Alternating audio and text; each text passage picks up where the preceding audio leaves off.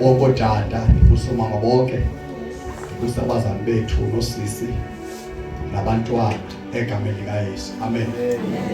Ya sengaziwe abantu bathixo. Ndibuza ngomangolothi basekutshiwo yamba ke nkosikazi nabantwana.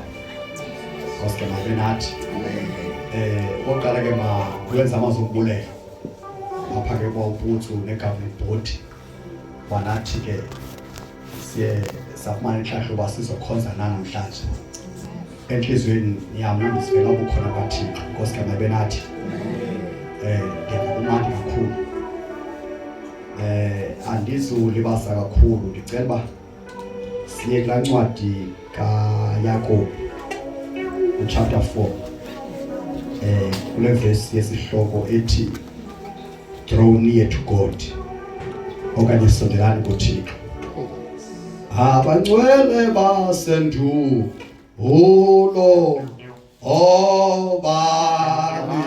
baliphatha lelo gama.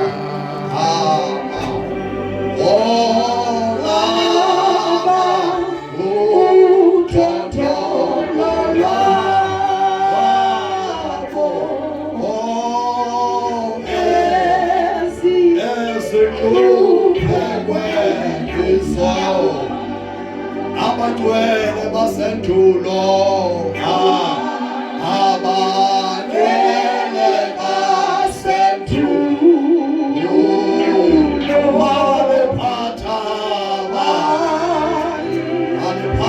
baliphatha lelo gama. Baba uthondolo lwabo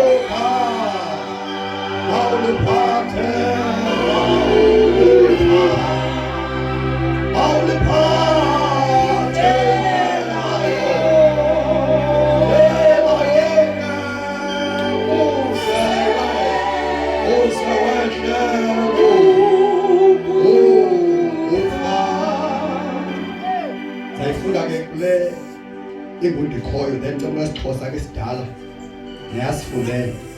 Icaqale phaa kuverse 7. Ngoko ke zinikeleni ngokupheleleyo kuThixo, mchaseni uSathana azolibaleka. Sondelani kuThixo naye azokusondela kuni. Cela sithi kwesixhosa sidala ke.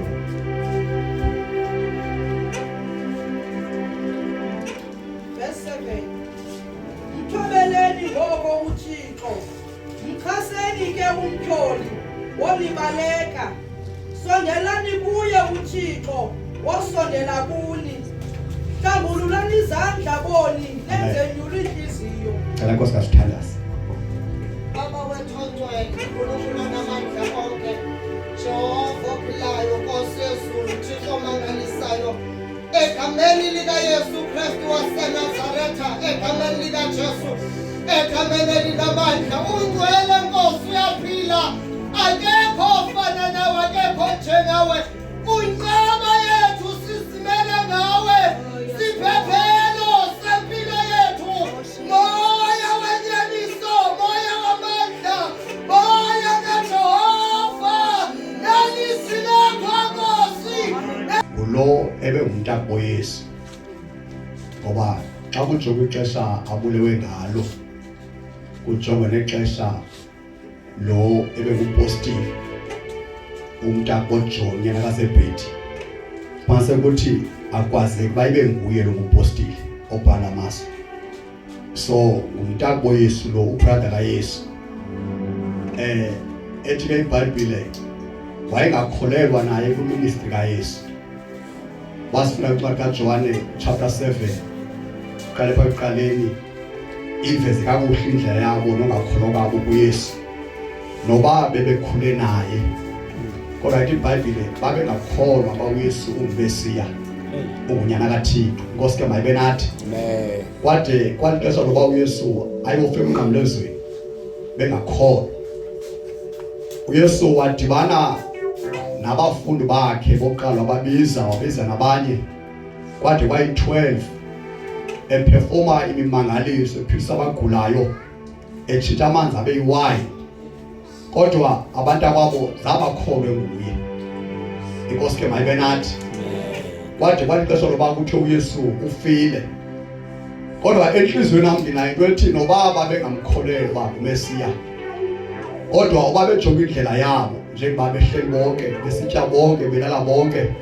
bevuka bonke ndiqinisekile ba wawukhona umahluko abawubonayo ba noba lo mntwana sikhona singabantwana sonke kodwa akafani nathi Inkosi ke mayibe nathi kodwa engqondweni yabo kuphinde futhi kwenza into yoba bakholwe ba uMesiya lo ngoba uYesu kaprofeta ngokuza kwakhe zange icace kakuhle ebantwini abaninzi loba uzawuvelaphi noba uIsaya amcacisa ba uzawuvela njengogatya oluhluma endabeni ngumqwebethu athi bathi bokumjonga bamfumane enganqineleki nganto kodwa ke bona ba amaJuda la enhlizweni yawo engqondweni yayo ayena ipicture izobele yona ba umuntu othoza ukukhulula isizwe noma uba ngumuntu olokuganga Nkosi ke mayibe nathi ngoku uyabenza ba bangayikholeli into yoba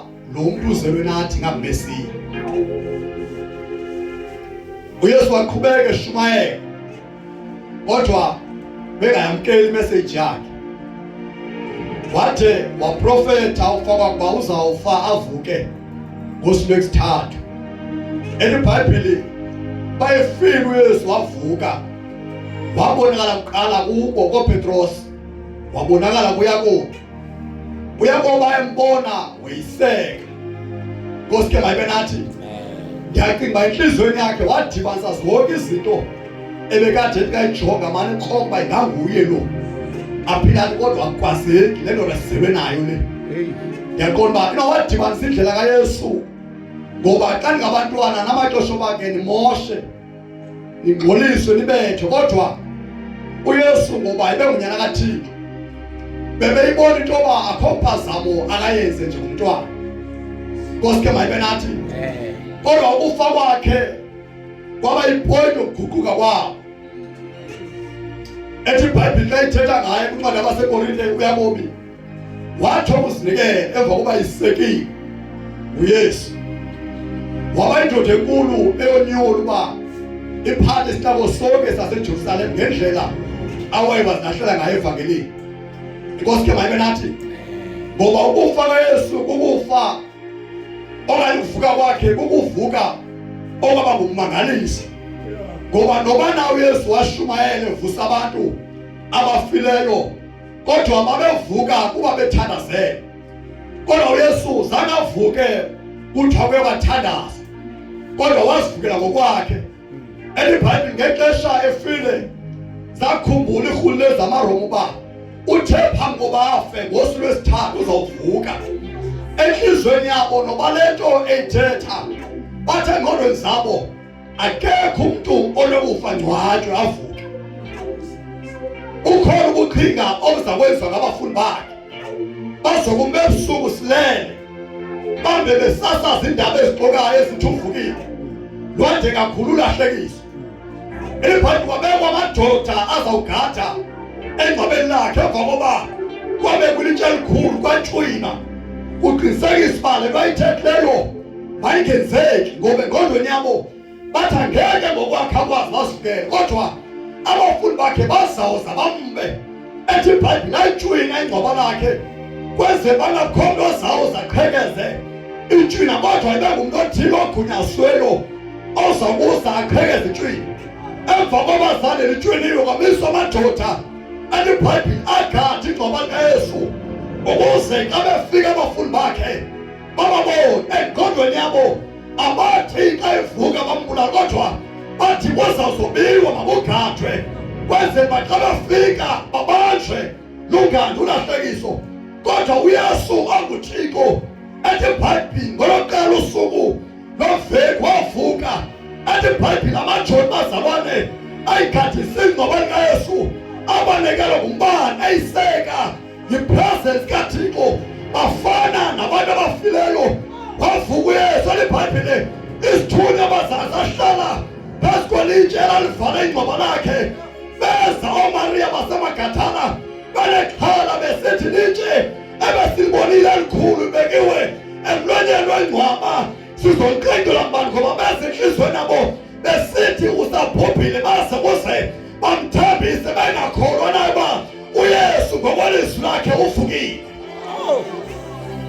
Koske mayinathi iBhayibhile bafika bakhawulelana nesithunywa sihlala nje bathi iBhayibhile sabuzwa nifuna abantu bathi sifuna uYesu abengcwatshiwe uthi kayiphendule ngifuna njani ophilileyo kwabafileyo uYesu uvukile njengoba bejika unandulele ukuya eJerusalema banobaxelela uPetrose noJona ngekho apho uYesu uvukile wayindaba sokuvuka kwakhe okanye uYesu ngokwakhe esipresenta phambi komntaba wabuya bona bengakholwa esithi hayi ngomesiya lo wayiseka Koske mayinathi wasilahlala abazalwane ke kupheleleyo kulungiselelo lokhonza uThixo ngoba enhliziyweni yakho uba ejonge indlela uYesu afike ngayo nemizamo ibenziwa igadi uYesu kungathi uvuka uYesu madoda wathi wayivuka wachitha yonke loo mivalo ibekiwe amatshe namadoda ayibekiwe namandla exhobile wavuka uYesu wafaka uvuka wafika bayo-Easter le ndoda Koske mayinathi haleluya yaqala yakholwa uYesu yamlandela ethi azange akholwe nje enhliziyweni yakhe enentala kodwa wafika uyiseka wafika waba convicted wafika waqobeka ngokwelevelo athi noba kungajika oPetros kodwa ngiyisekile Koske mayinathi le ndoda bazange yahlala inkosi yesikhonza uThixo wasinikela enhliziyweni yathi yabulawa ibulawa lefakelo ngoba yayihlahlela zange xa kufika intshutshiso yathi kodwa amandla kaThixo uyisa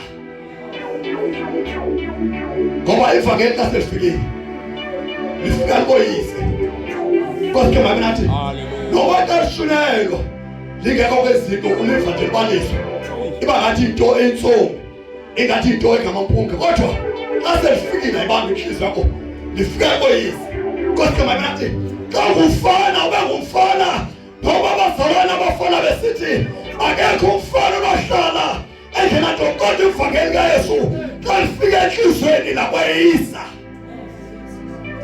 Koske mayinathi zonke izinto zibona zingamampunge kodwa amehlo akatshoyo kuthini ngoba iBhayibhile xa sifunda phaa chapter 1 le nto ayibhala le ncwadi ibhalela amaJuda ayethe sa kulizwe laseJerusalem Koske mayinathi ngenxa yotshutshiso ithi iBhayibhile ubhala ebakhuthaza ubhala ebabuyisela ebavuselela ngoba iqonda ehlobo ngobahleli ngalo bengasahlela ngendaweni enye bemanyene linakuba lingabaqhubeli basuke kwipleni kaThixo ngoba ubhala lamazwi ebavuselela ebabuyisa bazalwane kholwani kuThixo kodwa noba nikholo ukholo lwenu hayibala ukholo onemisebenzi Koske mayinathi xa ufunda le ncwadi iqala kuchapter 1 uhlala yonke le ndoda noba ithetha kakhulu ibhekisele elikholweni kodwa kunento angayishiyo yoba ukholo wena ngabalo ukholo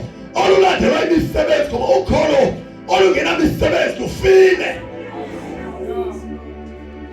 Koske magnathi umuntu angaqondi kakuhle ngathi intetho yakhe iphikisana nentetho kaPawulos ngoba uPawulos ebexethana ngokholwa athi sisindiswe ngokholwa kuThixo awungamisebenzi. Koske magnathi kodwa uyakobo ufika ayixele uhlwa noba sisindiswe ngegrace ngezakalo kodwa xa sesikholiwe ke ngokuyesu ukholo lwethu malandele imisebenzi engqinelana nokholo lwethu. Noba songekami uthi uyakholwa kodwa imisebenzi engqinelana nokholo mayithethe kuqala balona umuntu ngomzalwane uyakholwa kuThixo. Koske magnathi uthi ukholo olungenamsebenzi lufile. Uthi noAbraham wathi uba uThixo sethethile kuye ithi bayi wamkholelwa wathi wanikela ngonyana wakho Isaka engenathemba lakhe. Kodwa amandla okholo noba kuthiwa nikela ngonyana wakho ekuphela kwakhe xa ijonge bona ndifumene senimdala ndiguqila kwathemba loba ndingaphinda ndifumane umntana.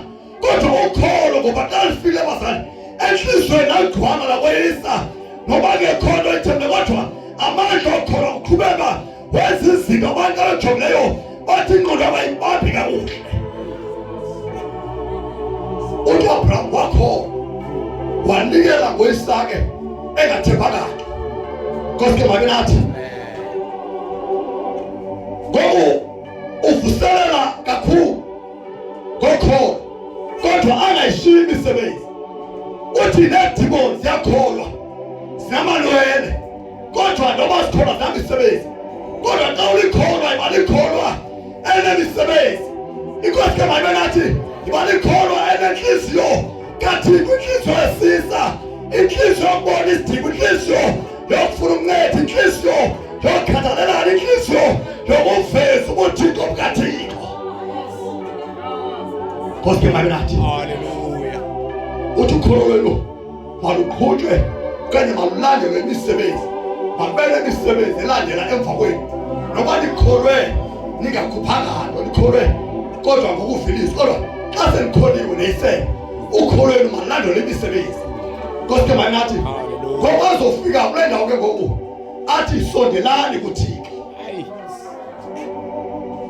Koske magnathi uthi sondelani kuThixo kodwa apha igqiba khona akapheleli nje kodwa uyagqitha athi noThixo ayakusondela kuwe.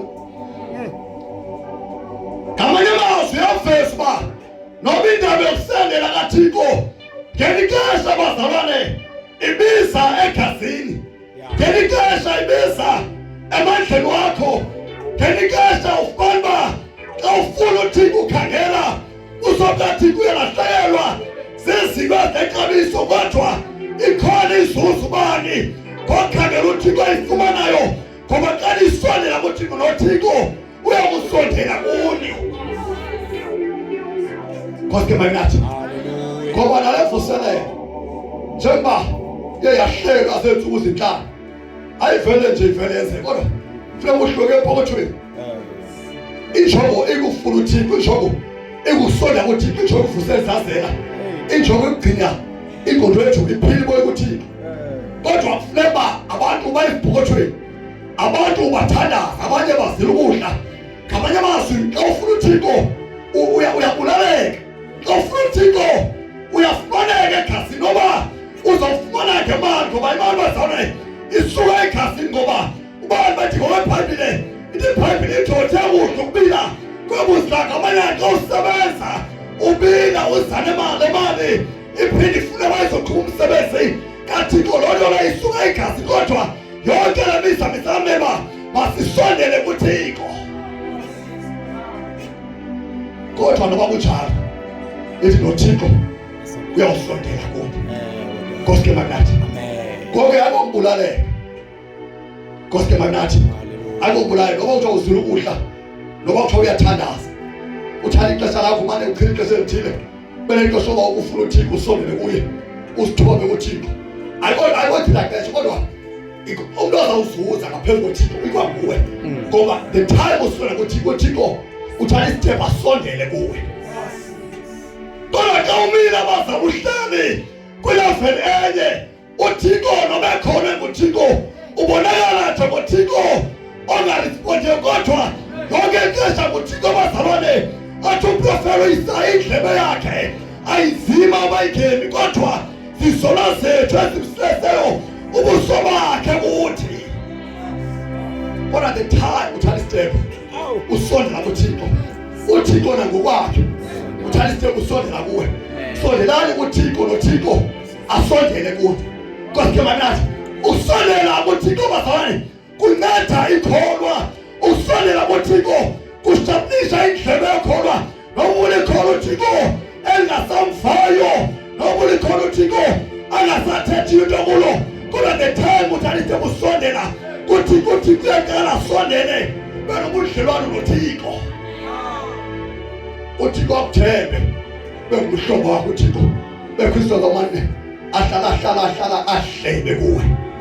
Nkosi kemanyathi noba siyenzeka izinto ixesha ezokuhamba uThixo nalo beyithethile le ngingawusondela kuThixo. Kodwa basihlali kule-level enye basibile basinamigudu namizamo esenzayo yokufuna uThixo ngeke siwabona amandla kaThixo. Kodwa amandla kaThixo bazalwane afanele ukuba ngeke wathatha istep ezimizamo nemigudu abafune uThixo ngeli xesha ukuthemeza ukuthi kodwa uthi ndifuna ukuzonga Thixo. Njengaphi uMoses wayebona amaxesha wayibadashiye ezantsi anyukintaba ayikuThixo ahlala uThixo insuku efuna ukuthi esondela kuThixo. Uba sifunda ngaye lokubaseba ngexesha ehlele abantu ebengumntu nje onormal ofana nabo kodwa ngexesha enyuka esondela kuThixo ngela xesha kufuneka entabeni. Ngoba iBhayibheli incwadi kaJohane kuzixesha ngoselikho apha abaqulu abanyamiso bakumnqulu bawo ngomoya nangenyaniso asadinga bazali ba lonke ixesha uba nanyuke intaba noba entabeni uthandaza kakuhle kungekho nto zokuphazamisa. Kodwa uThixo namhlanje ufumaneka banesendlini yakhe esentabeni xa uThixo usondela umthandazo uyafumaneka uThixo. Njalo tata ndiphambili bengenyuka le ndoda ashibana 40 days ahlala uThixo iBhayibheli ngenyimini bayesehla entabeni wehla ubuso bakhe bukhazimula noba benyuke engumntu behlenayo bejongana naye bencokola bengasinde kumjonga. Kodwa ubayesuka uThixo wehla naye noba benyuke eyedwa engazi noThixo. Kodwa ngenxa yemizamo wayithatha wasondela kuThixo xa isehla entabeni ehli esambayo. Kodwa uhlala uThixo ngoba lonke ixesha uThixo usondela kuThixo uthatha istep asondele kuwe. Thixo wathi bayisehla wehle egcwele inkazimulo bathi bamjonga ibandla bacabanga yanzikela inkazimulo egcwele emehlweni wakhe nasebusweni bakhe. Kodwa kwanyanzelwa kwenziwa amaqhinga ngoba bekhona isigqubuthelo azawufaka sona ebusweni ngoba abakwazi umjonga. Kodwa manje nathi hayi ngoba abazalwane kuneminikho ayowayenza kodwa into ezileyo kanye emfihlo ayowayenza kumnyuka sondele uThixo bazalwane ongelizwi lakhe wasondela kuye. Kodwa manje nathi sondelani kuThixo. Waye uThixo uyakusondela kuwe. Sondani kuThixo. uThixo akusondela kuwe. Usonga kuThixo balana sonke masima apha singqine. Ngesi uThixo azenze after that step soba usondele kuye. Kungase ebusuku sithenge singatheli buxoki kodwa sithetha amandla kaThixo usondela kuye. Ngoba sabe imfihlelo yomzalwane ihleli ekusondeleni kuThixo. Okwena ukusonda kuThixo kusondelwa ngumthandazo. Ngoba ngexesha uncama ixesha lakho uthi eli xesha ndanika uThixo uba ndibe nexesha loba ndimane uyathoma uThixo lisondele ngifuna ukusoba uThixo uyaqala bazana sondele izinto ubukathe ungazange uThixo aqala wasise zona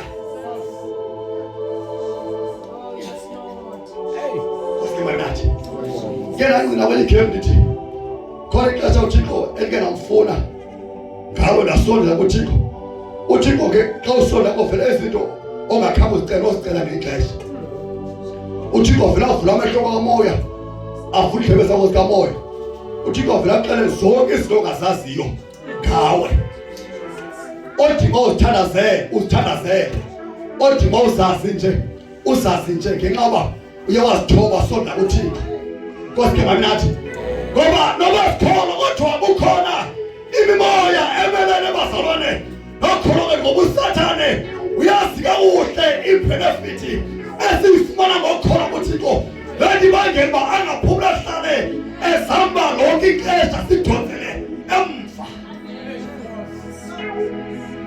usala nakala stress kakhulu soba akukhubele ngaphandle usala kodwa injongo yakuba ngexesha lakho ujobana lobe kukunje Nkosi ke manathi ufaka amani ngoba kusiphi imoya zohlasela ibala ungakhompu ozoyibona ufaka amani indawo egqibela ukuthi ukhuphele ngaphandle kodwa iBhayibheli kuncane Johane isela alizanga lingezanga sakuba liqhele lichabalalise ngamanye amazwi usala baeze badleni uzeqala baqale ngexesha ukhona kodwa abeqala uThixo obukhathiko abentshisakala abe ulangazelelo abe inhliziyo yokuthandaza kodwa babenathi ngexesha ukhona uhlale kodwa inhliziyo yakho ungaluvuqhagamshelwano noThixo zonke izinto ziyawathuza khonto emayisehla uthi nathi uThixo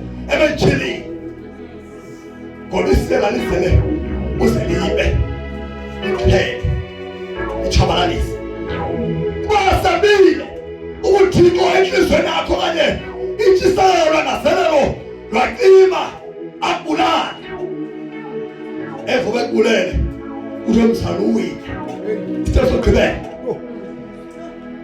Nkosi ke manathi akayingqameli oyingqamele kodwa ingqamlaba ngoba bekhona kodwa mabahlale nje bengenaxesha lokuThixo abafuna ubuso bakhe ngoba uyayazi ingozi yoba sifuna ubuso bukaThixo zonke izinto uyazithina sithandaze ngazo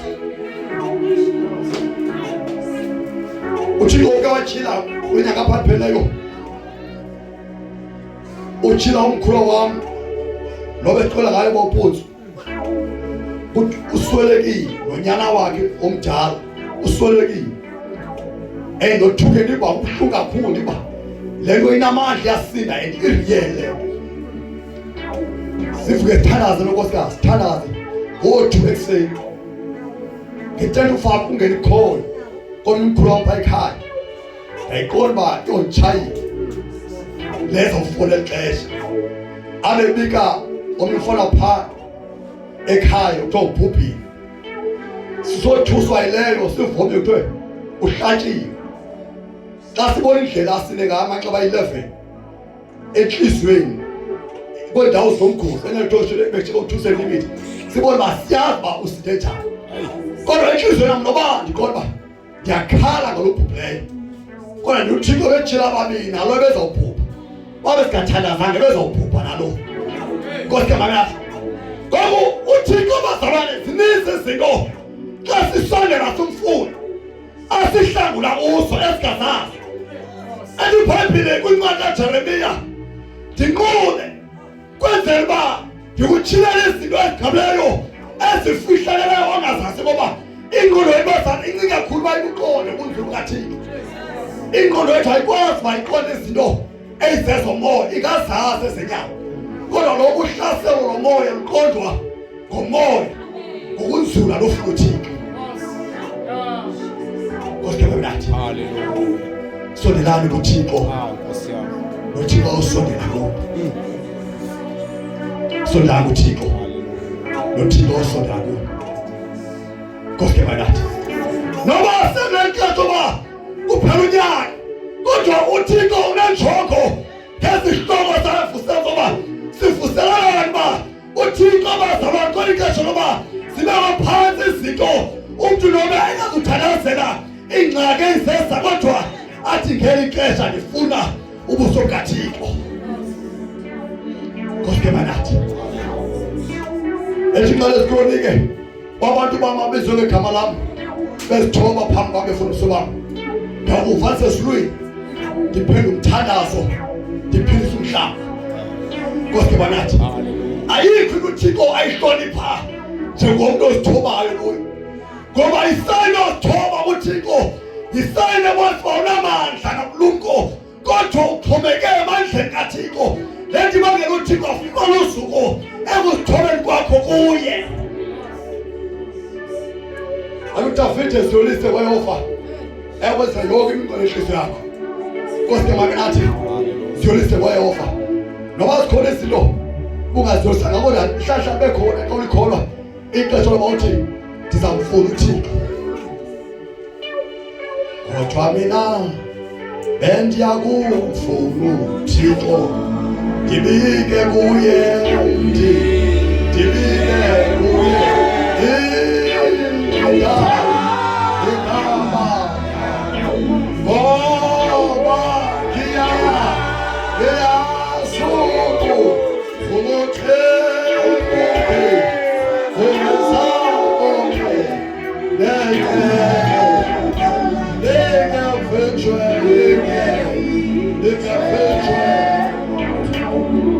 inyani yomondo ba inzima okanye inemcelimngeni indaba yofuna uThixo kodwa siyazazi ibenefits zakhe. Baba sonke nje basikuba singema singene bakhenkesho ngawadika ithuba loba ukhangela uThixo intolo uThixo ayayenza ebomini bakho. Singava amandla okusebenza kukaThixo ekuzithobe nje uThixo sifuna ubuso bakhe. Ngoba xa ufuna uThixo ufuna uThixo uThixo uyakutshintsha ubuwena afake isimilo sikaThixo utshintshe isimo sakho ube nesimo sikaThixo.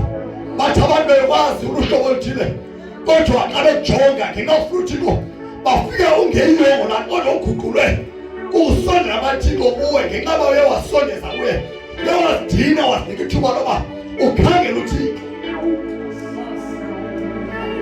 Thibhedwa zane onyana abakanowa taboniswa ngabo ixesha baliphilayo emhlabeni kasifunda bonke baphila 900 years baphila 800 years ophile kancinci ophila 800 nto 900 1000 kodwa kunendoda ethi Bhayibhile yaphila iminyaka 300 yathathwa nguThixo yabakho hayi kuba onile hayi kuba ehleyisona hayi kuba emoshile hayi kuba epanishwa kodwa kuba wayewazilahlela kuThixo wakhangela uThixo wabona uThixo noba bebayekile abanye baphila kodwa lolu muntu uyazidina wakhangela usoba mandimtshintshe angasaba khona kodwa ndimguqule ndihlale kuye ndibe nguThixo ba iBhayibhile uEnoki waphila iminyaka 300 emva koko akabakho.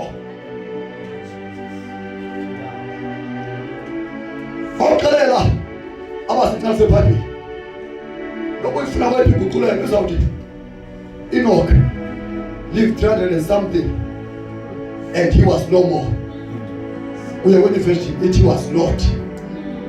Ayikho nenye ezawuthi wafa. uEnoch akabala kubantu abafana kodwa uEnoch watshintsha kuThixo ngoba ithi iBhayibhile wahamba noThixo wahamba noThixo wahamba noThixo wahamba noThixo wathi akabakho. Ngamanye amazwi the more efuna uThixo esonda kuThixo the more uThixo esondela kuye the more eqhubeka efuna uThixo esondela the more uThixo esondela kuye ngekhathi uThixo esondela kuye noEnoch esondela amandla kaThixo ayinkazi kaThixo iyabudla ubuyena bakhe kuyancipha ubuyena kodwa kwanda ubuninzi bukaThixo enhlizweni yakhe aqhubeke esondele efuna uThixo uncipha ubuyena kodwa kwande amandla kaThixo until he was not. Haleluya. Ethi imfihlelo kuba sifuna uThixo. Mfunela uThixo. Sondelani kuye. Eyakusondela kuye. Haleluya. Sondelani kuye, sondelani kuye. Sondelani kuye.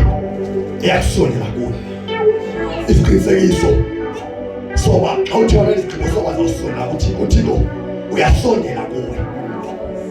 Uba ke ngosesondela wabuhlu bewena kwasheka inkazini kaThixo kwasheka amandla kaThixo nezinto ubukade ungenamandla okusebenza izinto ubuzoyika uqale ube namandla nesibindi sokuzenza ngoba iBhayibheli bazali uba abapostile amandla kamuntu wesehlile baqala abanesibindi soba bashumayela izwi likaThixo ngesibindi bengoyiki. Kodwa ngexesha besazihambela bebona uThixo engekho kubo babekwatsha besoyika bemkhanyela uYesu. Kodwa uYesu egcwele inhliziyo nabo esondele waqala wabanika amandla nesibindi oba noma bengekhona abayijongayo abanoyikhomba nabayibonayo kodwa ithemba eligcwele inhliziyo nabo labanika amandla nesibindi. Nkosi mnandi. Sesifika sigcina nathi singabafana sale sathanda noba kwakuthelwa amazi kulo sawunyuka into ezidukayo sekhondweni uphambane uthelwa amazi kulo zaniqhelelwe izawubhasha ngeke ufumane abantwana. Nkosi babe nathi kodwa salithembe ka salithembe ka Nkosi babe nathi ngoba uThixo beke wasondla kuye uthi wanayo into endiyaziyo analo ithembileyo.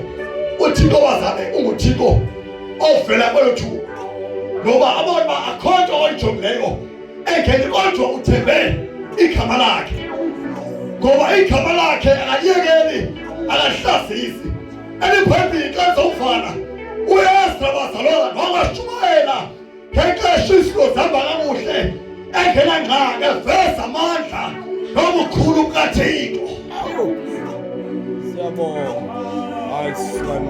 Ngoba xa semnandi ngexesha ngoluthele ngebhuku lesibindi ngexesha uvubabala okanye uva izinto zihamba kakuhle ufika ixesha lentshutshisi ubungabambangani okanye uba awungophi osondeza kuThixo uyawujika.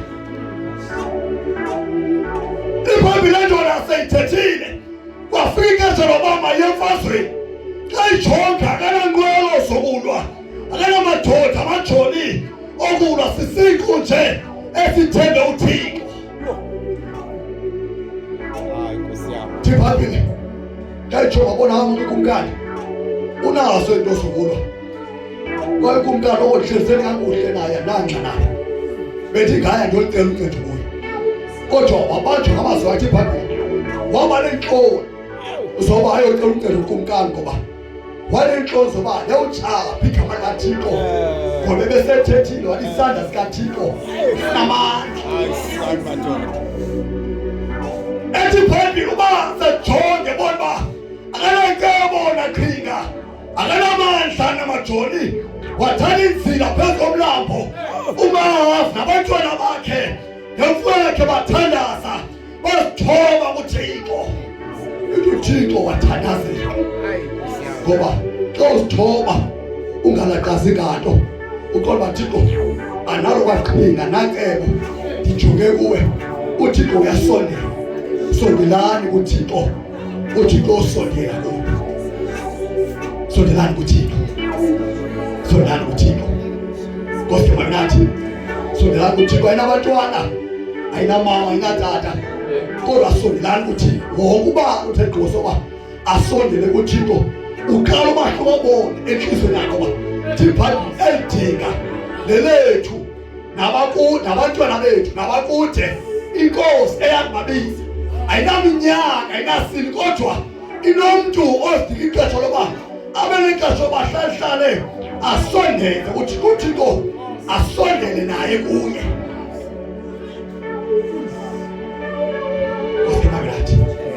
ayinabantwana ayinabantwana ayinamama kodwa inomntu osondela kuThixo. nokosina uThixo samaxesha oba ke silibala ubona njama nje ngesiqhelo ndihamba ngengqondo uThixo angisava nto noba ndiyaphupha ndiphumeze ngacace ezikho-clear so ndivuka ndiqonda ephupha ndicacelanga isolution inye bazana ukusola kuThixo. The moment uthatha isithembu usola kuThixo ziyaqala ziyatshintsha izinto. uThixo wani makase kwenye igemu nami sinetholo sole kuye uthi wafaka ndicela noba bekuhlela inhlengaso kwathi into bazana oqoba sangazo ba nawe xa uyimamela uyicinga lento uyibona isenzeke ngehlo uThixo bethethe ngalo bona hey uThixo uyintoni unomngabela uThixo akubulale akuchitha xesha akudlala kodwa yavusela bazana ngefesi kaThixo kuba masizinike ithuba labasondele kuThixo kodwa maye nathi umuntu oke wananithuba loba uThixo akamve kwijeni yakhe okhona noba iminyaka eminintsi yadlulayo uyayazi ibenefits zosondeza kuThixo. Nomuntu ongazange ayive lento uba uThixo amvethetha kodwa angalali isigqibasi namhlanje zawuthatha isigqibo sobani bele xesha loba ndibe nexesha lam noThixo angaqala ibone lento udlule kwixesha oba uyivithetha kodwa uyi-experience enhlizweni yakho ngoba beke wafika ulevel loba uzivele ubuThixo noba ungajika uba upuzo kodwa uThixo xa segcwele enhlizweni ivangeli igcwele ingenile amandla alo uThixo umbonile sebenza kwakho inhliziyo akho nto enoguquka kodwa xa usayiva ibalisa isiqhelo kungqina engekenzeki kuwe xa fika imeko zikujwika uyawujika ngoba amandla abazalwana ngeso sekushumane kodwa aselibele enhlizweni yakho uzivele uzibone uThixo esebenza. Cela sibe ngenyanga Thixo ayiphile into